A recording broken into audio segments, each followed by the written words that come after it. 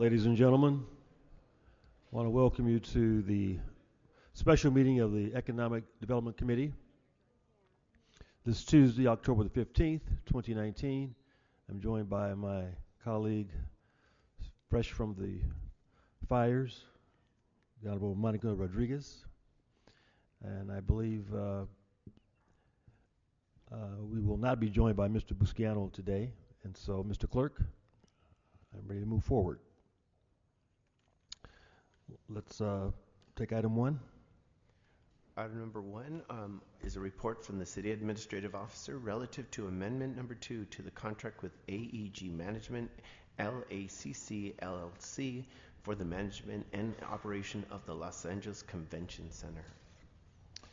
Okay, any discussion on that? Further discussion? I'm going to recommend that we move this on consent. If there's no objection, that will be the order. Next item.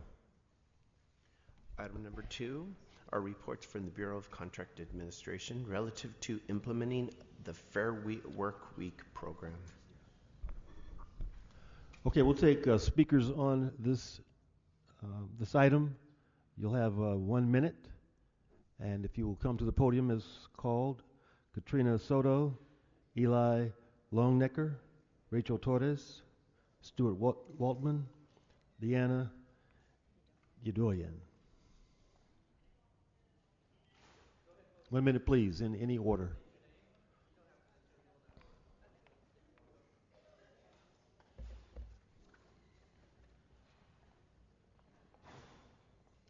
Do I just start whenever? Yes, ma'am. Okay, You may just start. great. Good morning. My name is Eli Longnecker, and I'm the coordinator of the LA Worker Center Network. We're a member of the Fair Work Week Coalition. On behalf of the 69 organizations and 19 neighborhood councils that have endorsed this campaign, we'd like to thank the council sponsors of this policy, the Bureau of Contract Administration, and the City Attorney's Office for your due diligence in this report. It clearly and concisely articulates the goals of this policy. We strongly support the recommendations for the different components of the policy articulated in this letter. As a community organization that has worked alongside the BCA to implement the city's minimum wage ordinance since early 2016, we know that implementation can only be successful when it is fully funded. We have learned a great deal from this collaborative process, and the BCA and the City Attorney's Office have followed best practices for these policies and applied them so that workers, employers, and the community understand them.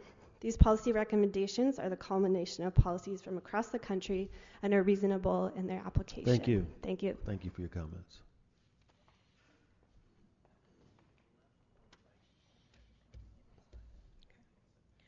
Good morning. My name is Karina Soto, and I have worked in the Staples in downtown LA for the past 7 years. I'm sorry, ma'am. Name? Karina Soto. Thank you. I have never had a set schedule, and my hours have always varied week to week. This has caused me a lot of unnecessary stress because I do not have a reliable income every week. Sometimes I don't even have enough money to pay my bills or even afford groceries. I'm also a student, and I work a second job to make ends meet. We need our schedules 2 weeks in advance, not 1 to 2 days before the start of our next work week. It's hard to plan time to study and even time with family and friends. I would love to spend more time with my family, but on such short notice of my schedule, it's rare that I do. We demand a fair work week policy in the city so that all retail workers have reliable hours and schedules, not just to survive, but thrive. But we need to make sure that the policy is effectively enforced. It's not uncommon for employers to retaliate against employees for declining a shift or for refusing to stay past the end of their scheduled shift. For this reason, it's very important that all workers are protected from any kind of retaliation or intimidation. If not, employers will continue to control our lives with their employers, and workers will continue to struggle to get by. Thank you. Thank you. Thank you. Good morning. My name is Rachel Torres. I'm with UFCW Local 770 and a member of the Fair Work Week Coalition. On behalf of the over 30,000 members of 770, we wish to express our strong support for the policy and enforcement recommendations outlined by the Bureau of Contract Administration.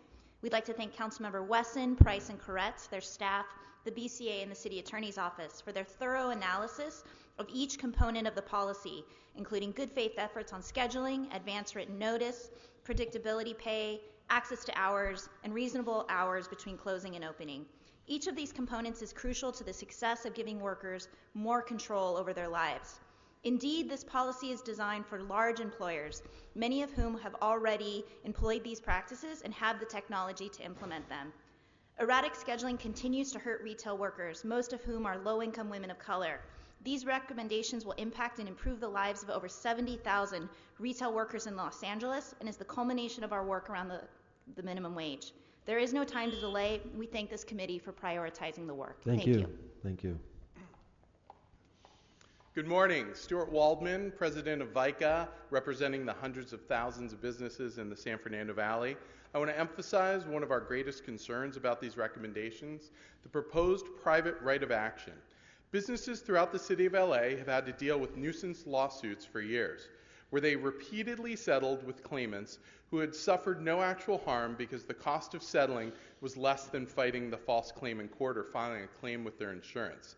This ordinance is complicated, it has many parts, and there's a lot of potential to be misunderstood or mistakes to be made, even for employers who are trying to do the right thing.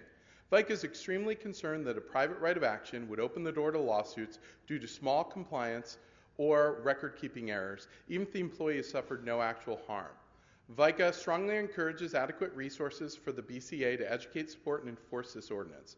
Robust enforcement would remove any need for a private right of action and ensure that the intent of the ordinance, providing employees with predictable schedules, achieved. We ask you to not move forward with private right of action and consider our detailed response with recommendations and feedback before you move this recommendation forward. Thank you. Thank you, Mr. Waldman. Good morning, Diana Yadoyan with the Los Angeles Area Chamber of Commerce. Thank you for the opportunity to comment today. The Chamber represents more than 1,600 businesses in Los Angeles, around 650,000 employees in the region, and we're here to recommend some amendments to the Bureau of Contract Administration report. As currently drafted, all employees, including managers, administrative staff, and support staff, are included in the definition of employee that would be covered under this new regulation. We would recommend amending this definition to only include employees that work at least 10 hours a week in Los Angeles at a retail establishment, excluding those employees that primarily travel to customer sites. I also have a long list of amendments that I will be submitting to the clerk, so thank you for your consideration. Thank you. We've got two more speakers, Elizabeth Hawley and Tim James. Last two speakers.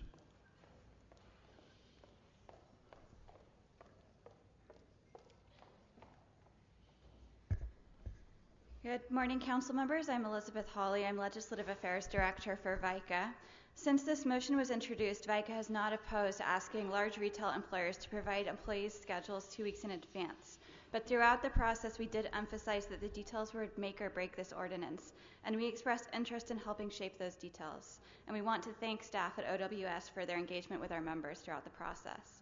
VICA has provided detailed written response to make sure that this ordinance fulfills its intention without making life more difficult for employees who actually want extra hours or flexibility in their schedules. And I want to emphasize that the record-keeping requirements are also one of our greatest concerns. Employees communicate with their employers in lots of different ways: text message, handwritten note, email, phone call. And forcing employees to use one method to communicate so that those requests can be put on the written record isn't realistic or reasonable. So those requirements are compounded by the recommendation of a 4-year retention of records, and we strongly recommend that staff revisit which written records need to be retained and also suggest reducing the time period to a much more reasonable time frame. Thank you. Thank you. Tim James, California Grocers Association. Thank you for the opportunity to speak. We really appreciate the report that has come out and all of the detail that's in it, but it's more of an amalgamation of pieces of different ordinances and whatnot, and I think taken as a whole isn't quite ready to be moved forward as a potential ordinance. What we would really appreciate is the opportunity to review with this committee and the council some of the other jurisdictions and some of the more simple ways they have gone about achieving the exact same goals. Our concern is that if we make this ordinance too burdensome for either employees or employers, we'll actually remove some of the flexibility of scheduling and move that away from that employee-manager relationship. So we want to commit to you and hope you will do the same to work through details of this in order to make sure it's workable for both employees, matching your goals, and employers. So thank you very much for the opportunity. Okay, thank you. Thank you for your comments. Let me ask the Bureau of Contract Administration to come to the table. As they come, let me just state how appreciative I am of comments on both sides. This is a collaborative process. We do want the input of all parties affected, and as far as I know, the table is open for everyone's input and involvement. But let me ask our esteemed members from Bureau of Contract Administration who are with us today to give us a brief summary, a rundown of what your report suggests and how we can move forward. Good morning. Chair John Reamer, the Director of the Bureau of Contract Administration. I'm joined by Margaret Robertson to my left, your right, and Dinah G. To my right, as well as Hannah Choi and members of the Office of the City Attorney. We are grateful for the opportunity to present to you today our background investigation with respect to the Fair Work Week. And I want to, first of all, acknowledge that, as many of the speakers have identified, it has been a collaborative effort. And we want to thank all of the partners from business community that have given us information to make up this report for you today. For me, it boils down to three areas: predictability, process, and people. The goal here is to make sure that both for the employer and the employee, predictability is established so that life will not be unnecessarily impacted. Business will benefit from that. Workers will benefit from that. I would argue our community will benefit from that. Families certainly will be strengthened and encouraged because of that. The process is one where we've looked at other agencies, municipalities that have been doing this, some 6 as we've identified in the report. So this is not something that's new. It is happening in other areas, and it's happening pretty successfully in other areas. But as has been alluded to already, the success is going to be in how it's done, the process itself.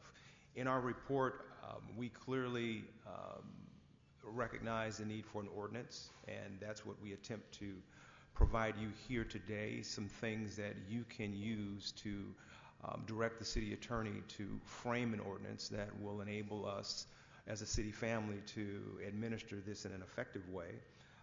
Inside of this, this ordinance, there's some things that we've looked at with respect to who this will impact, as it has been addressed already: retail businesses. What size? We're recommending 300 or more employees. How often do these individuals work? It has been alluded to already. We've identified 2 hours, and this is in keeping in line with what we currently have in our minimum wage standards and requirements.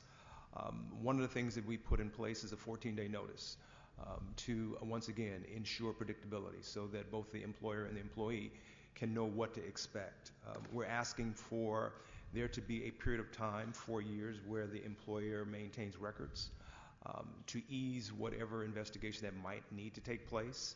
And the balance of what's inside of the ordinance, and we can certainly speak to specifics if you desire us to, just go hand in hand with respect to how we will go about administering this, with respect to interaction with the employee and the employer, when an employee comes on for the first time, what requests they can make, the employer's responsibility as well as rights as to what they can and cannot or will and will not agree to.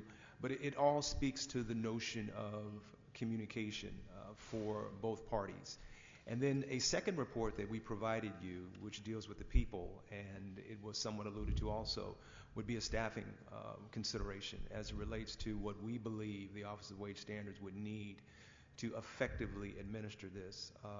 I can't appreciate the statements that were made as it relates to private rights of action. We're hoping that thorough investigations, when and where needed, will remove any need for a private right of action, and the staff efficiently being able to do that is going to be predicated on how many we have. We've put 15 in here, and this is based on our taking a look at other cities, but that's solely for the Office of Wage Standards. I also want to highlight and strongly recommend that the Office of the City Attorney also be given consideration for staffing as well. We believe a healthy early start to address this will enable good policy to be administered in a fair and effective way that will benefit all and carry out the motion and the spirit of the ordinance that you have in place. So with that said, I'm open. My team here, we're open to any questions that you might have. Okay. Again, thank you for the report and for the efforts that your team has made in bringing a variety of issues to bears and consideration. You recommended using 2 NAICS codes to define businesses who would be subject to the ordinance. Do we need to include subcategories as well? Will that be part of the rules and regulations? How often do these codes change? How often will they change? Do they change the NAIC codes, NAIC codes? Well, we're recommending specifically categories 44 and 45, and then only those two at this point. Those two. We're not anticipating any change at all, based on the sector, the industry that we've identified in the ordinance. So we have no intention on changing them. Okay. And if this ordinance takes effect in January, when will employers be required to comply? If it takes place in January, when do we're recommending a 6-month period, so that we can launch a fairly robust education and outreach program. This would be in keeping with what we did with the Office of Wage Standards, minimum wage. We want to make sure that everyone knows exactly what it is that we are asking of them, to answer any questions, to field any concerns that might exist. In our ordinance also, we're asking for, in our ordinance, in our report, we're asking for the council to, through ordinance, empower the Office of Wage Standards to have latitude to use our rules and regulations to help clarify and communicate and use as a source of empowerment the oversight and administration of this ordinance. As was alluded to earlier, concern about communication and recognizing that we've moved clearly into the 21st century, and there are many means through which employees and employers can communicate, and that can clearly be and will be clearly communicated in our rules of regulation. So the ordinance will serve as a good, healthy, sound framework, and then the rules and regulations will address it with our implementation. The 6 months will give us that opportunity again to work with both the employers and the employees to clarify what it is that we're expecting. Thank you. Councilwoman Rodriguez. Thank you, Mr. Chair. Okay, thank you, Mr. Chair. And thank you all for your work on this effort. And I too want to join my colleague in thanking everybody for their contributions in getting us here to this point. I just wanted to again, kind of underscore. So we're talking about, when you said 300 employees, it's 300 employees globally, correct? Yes. And so among those agencies that we're talking about large-scale scheduling, to the extent that, by and large, at that scale, we're probably talking about some type of technical tools being applied for the purposes of scheduling. Would that be correct? Yes. Okay. In terms of the staffing, one of the things that, based on our previous work in Public Works, I just wanted to put this out there for your consideration as part of the compliance tool that might be considered going forward, should this all come to pass. And because of the responsibility and the transparency of communicating where there might be opportunities to enforce if necessary, and if there would be, if there's any enforcement tool that is available online where those impacted businesses could pre-register, so that, because when we talk about the NAICS codes and all of that it encompasses, I think it would be beneficial for both employers and employees to understand who's actually affected by this policy. Because what it would do is it would weed out a lot of unnecessary, to address the concerns of the business community. I think it eliminates a lot of that concern of potentially individuals that think they would be covered by this policy versus those that are not.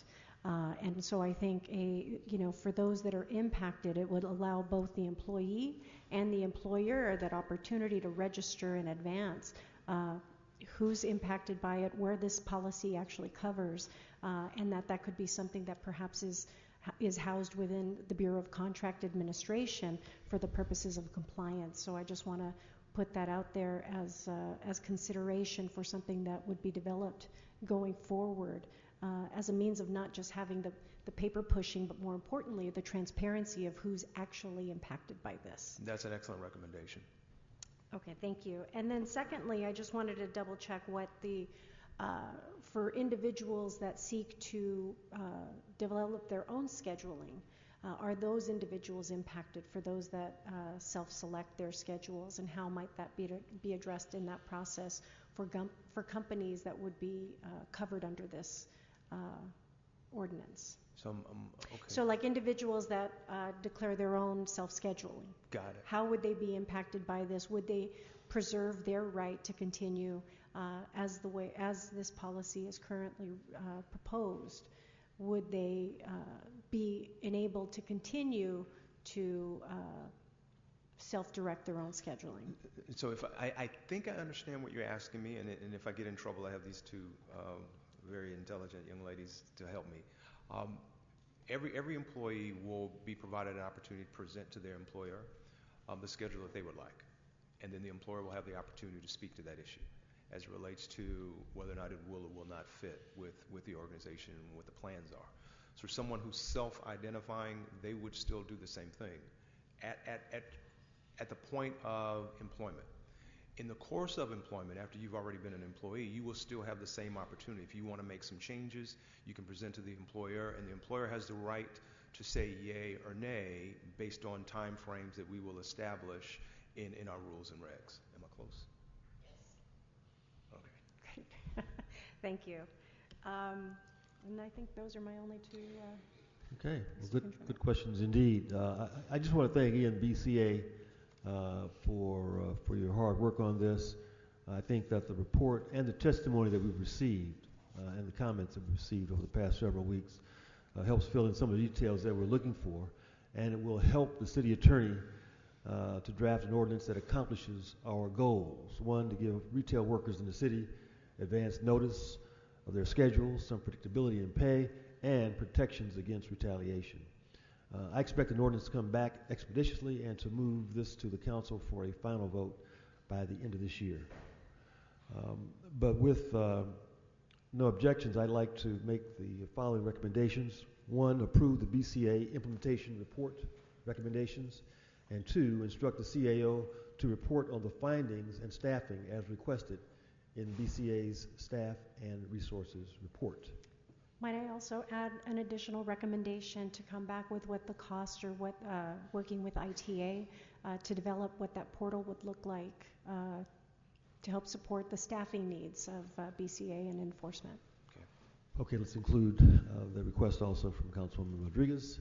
And if there are no other objections, that will be the order. Okay. Thank you. Thank you. Much. Thanks for your hard work. Next item.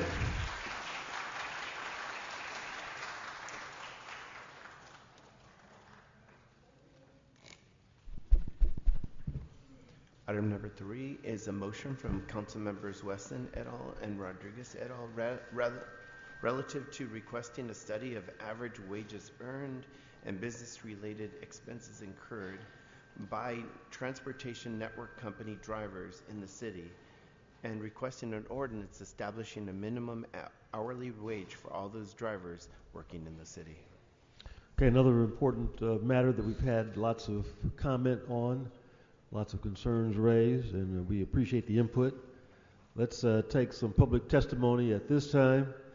Constantine Anthony, Lydia Validia, Eduardo Belazacar. Just come up, any order, identify yourself, and you've got 1 minute.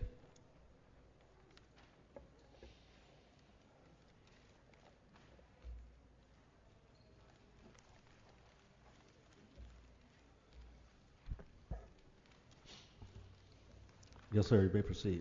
Good morning. My name is Constantine Anthony. I've been an Uber and Lyft driver for almost 5 years now, and today I'm going to testify from direct experiences with all of my fellow Uber and Lyft drivers as well.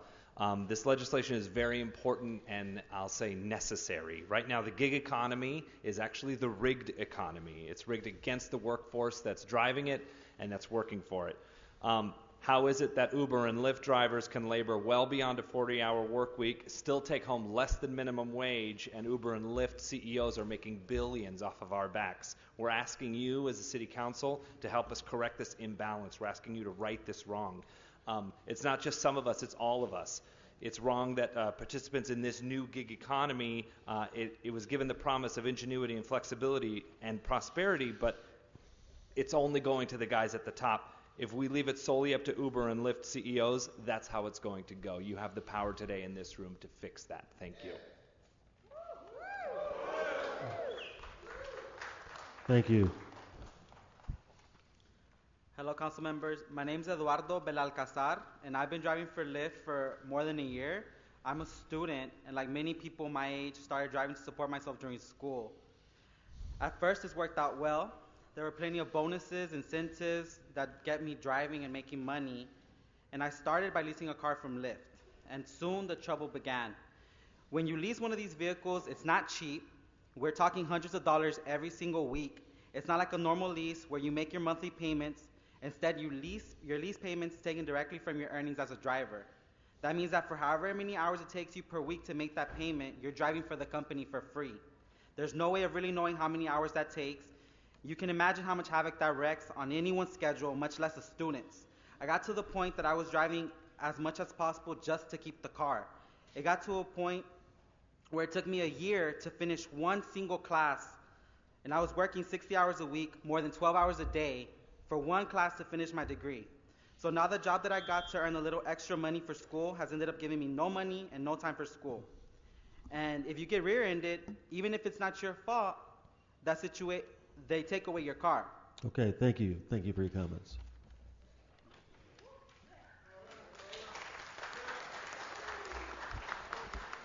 Good morning. My name is Linda Valdivia, and I have been driving for Uber for about 3 years. And I'm here to speak for all my brothers and sisters at Mobile Workers Alliance when I say that we work hard every day. We drive LA. But here's the bottom line. Even after more than a full day's work, we are still paid less than minimum wages. It's not right. And today we are asking you to help us make it right. The minimum wage was set at $15 an hour in Los Angeles for a good reason. That is why it takes for hardworking people in this city to have a fighting chance for a better quality of life. That is why we're asking for the $30 an hour rate. Please understand that we are not going to take home $30 free and clear. It's $15 that will go directly towards covering overhead expenses, things like gas, insurance, maintenance, and taxes. These are all the costs the CEOs of Uber and Lyft transfer directly to us, their workforce, while they are making millions. So we are just asking you to please support this motion, and we will be grateful. We thank you for this. Thank you. Thank you for your comments. Okay, Michael Shillstone and Patrick Miller, last speakers. Michael Shillstone and Patrick Miller.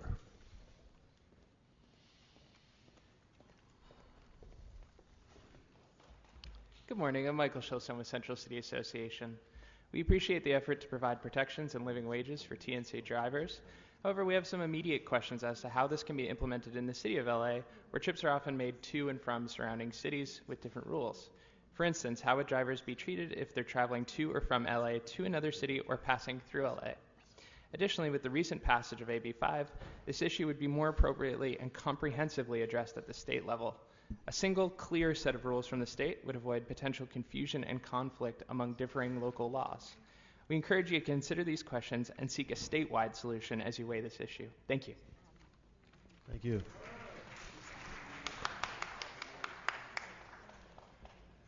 Thank you for taking the time to look at this. So one of the main things that these companies take advantage of is the opacity of car expenses. So people think that they're making $20 an hour. They're really making about $10 an hour, $2 an hour under the minimum wage.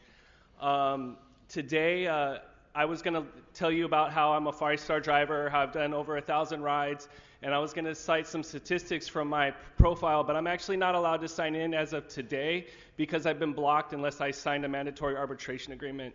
These companies are exploiting us, and they're trying to take away our power. Thank you. Okay, thank you.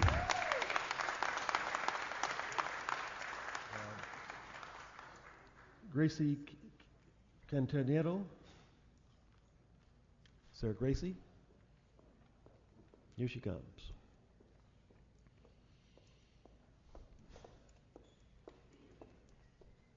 Good morning, ladies and gentlemen. My name is Gracie Maciel Cantarero. I'm a driver of Uber and Lyft for 4 years ago. And I'm here for asking to you to help us in this huge difference we are passing right now. It's people sleeping in his car, sleeping in the yard, sleeping outside in the street.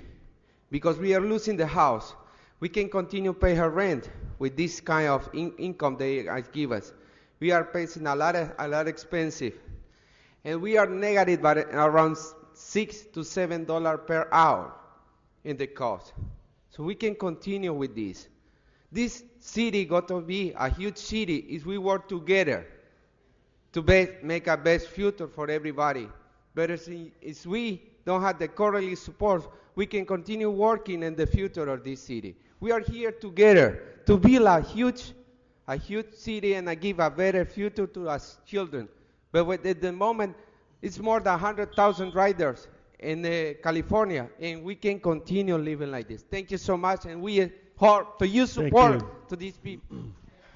Thank you. Thank you for your comments. Okay, we're going to close the public comment at this time.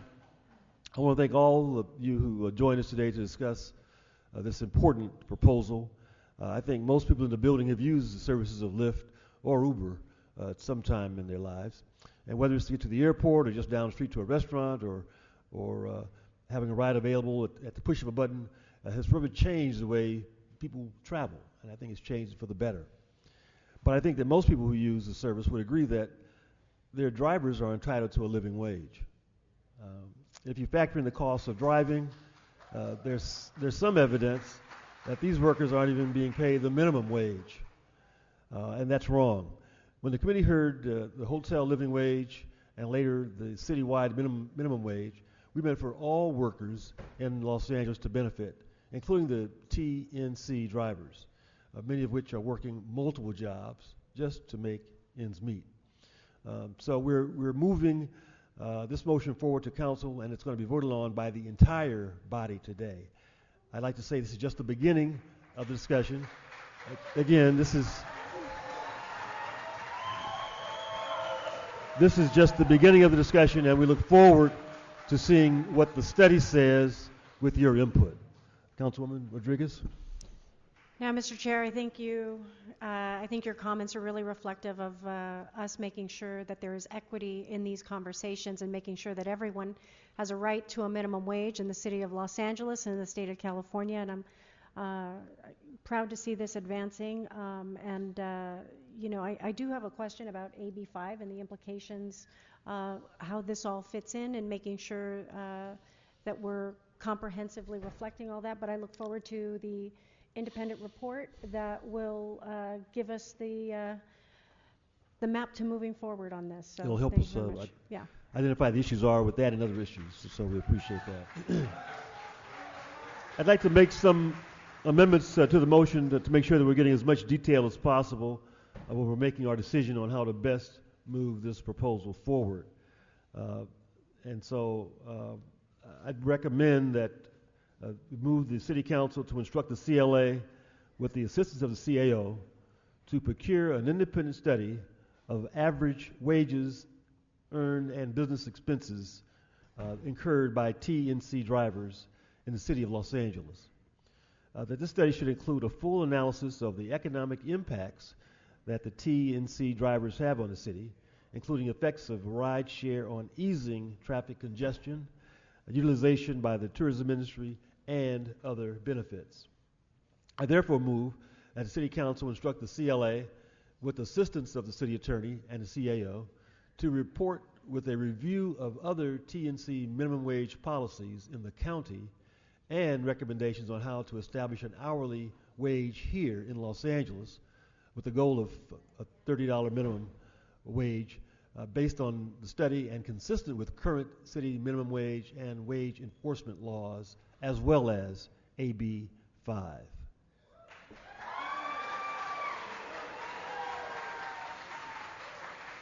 And if there are any comments? Second. Okay, then seeing no objection, that motion will be adopted and we will move forward. Thank you. Mr. Clerk, what other items do we have before us at this time?